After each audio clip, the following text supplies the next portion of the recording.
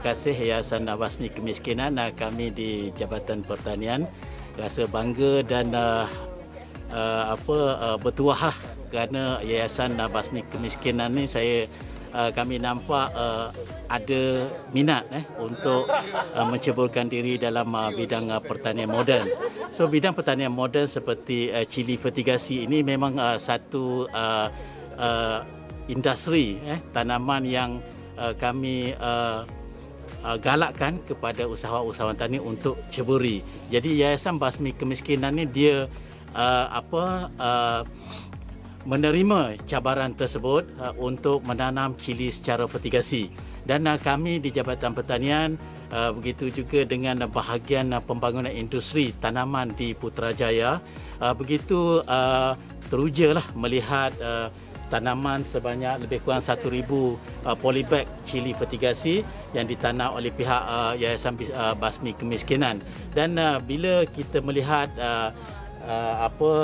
prestasi yang ditunjukkan oleh YBK ini, maka pihak jabatan memberi satu lagi insentif kepada usahawan di sini untuk upgrade sistem fertigasi yang sedia ada kepada sistem fertigasi pintar ataupun sistem fertigasi IoT.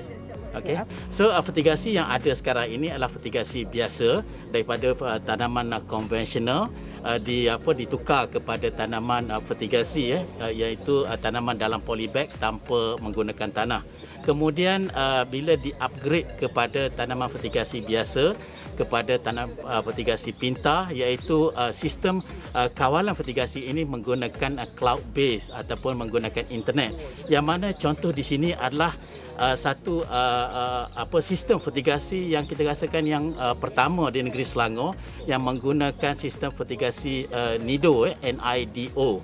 So kita boleh gunakan internet untuk membuat kawalan nutrien ataupun kawalan peralatan fertigasi ini menggunakan sistem IoT. Apa yang saya nampak di sini ialah komitmen pegawai-pegawai yang ada dekat sini yang mana untuk melibatkan diri dalam tanaman fertigasi ini memerlukan knowledge dan komitmen.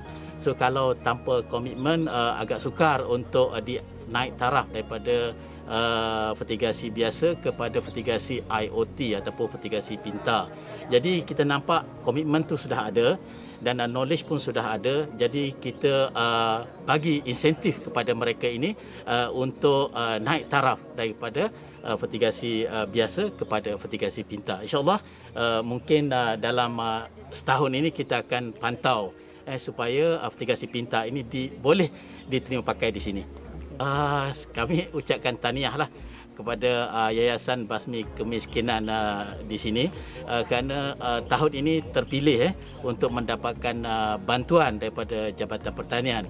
Untuk tahun ini, untuk makluman, tahun ini sahaja YBK ini telah menerima sebanyak RM32,000 daripada Jabatan Pertanian dalam bentuk program pertanian bandar untuk fertigasi sistem fertigasi dan satu lagi adalah naik taraf fertigasi biasa cili kepada fertigasi IoT. So projek ini adalah satu projek yang membantu usahawan untuk meningkatkan pendapatan dan juga untuk meningkatkan pengeluaran negeri dan negara. Jadi kita rasa ini adalah satu perkara yang baik dan kita harap projek ini berkekalan, bukan sahaja selepas bantuan diterima, projek ini berjalan kemudian gagal.